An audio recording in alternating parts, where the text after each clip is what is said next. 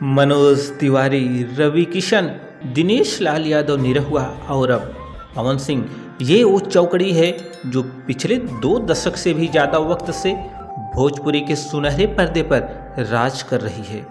इन चारों ने एक से बढ़कर एक गाने और फिल्म भोजपुरी इंडस्ट्री को दिए।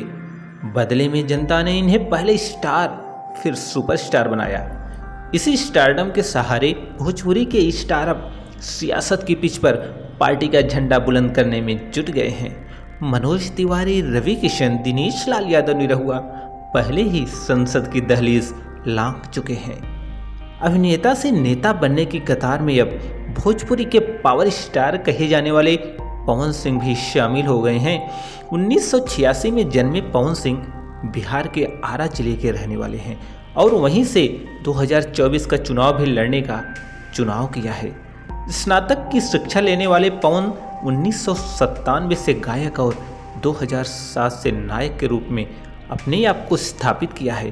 हालांकि पवन सिंह का व्यक्तिगत जीवन उतार चढ़ाव भरा रहा है, किंतु राजनीतिक जीवन की शुरुआत सधे कदमों से करना चाहते हैं।